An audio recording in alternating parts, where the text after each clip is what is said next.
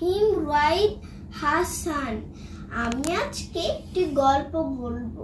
গল্পটির নাম টুনটুনি আর বিড়ালের কথা। লিখেছে উপেন্দ্র কিশোর রায়চৌধুরী। গৃহস্থের ঘরের পিছনে বেগুন গাছ আছে।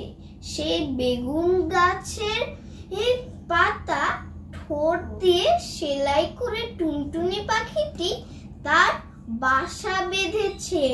বাসার ভিতরে 3টি ছোট্ট ছোট্ট ছানা হয়েছে। খুব ছোট্ট ছানা, তারা উঠতে পারে না, চোখও মেলতে পারে না, খালি হাঁ করে আর চি চি করে। গৃহস্থের বিড়ালটা ভারী দুষ্টু। সে খালি ভাবে টুনটুনির ছানা খাবো। একদিন সে বেগুন গাছের তলায় এসে বলল, কি করছিস লা টুনটুনি? টুনটুনি তার মাথা হেট করে বেগুন গাছের ডালে ঠেকিয়ে বলল, প্রণাম হই মহারানী। তাতে বিড়ালটি ভারী খুশি হয়ে চলে গেল। এমনি সে রোজ আসে, রোজ টুনটুনি তাকে প্রণাম করে আর মহারানী বলে, আর সে খুশি হয়ে চলে যায়। এখন টুনটুনি ছানাগুলি বড় হয়েছে, তাদের সুন্দর পাখা হয়েছে, তারা চোখ বুজে থাকে না।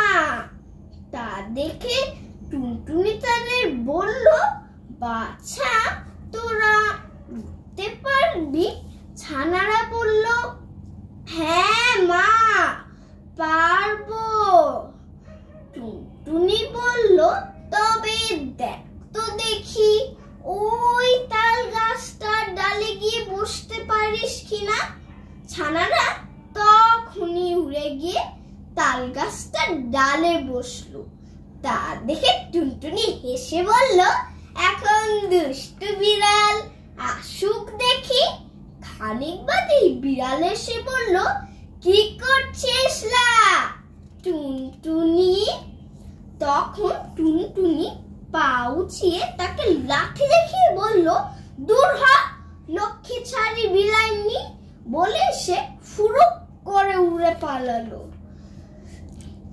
দুষ্টু বিড়াল দাঁত খিচিয়ে লাফিয়ে গাছে উঠে টুনটুনিকে ধরতে পারলো না। ছানা খেতে পেল না, খালি বেগুন কাটার খোঁচা খেয়ে নাকাল হয়ে ঘরে ফিরল। ধন্যবাদ।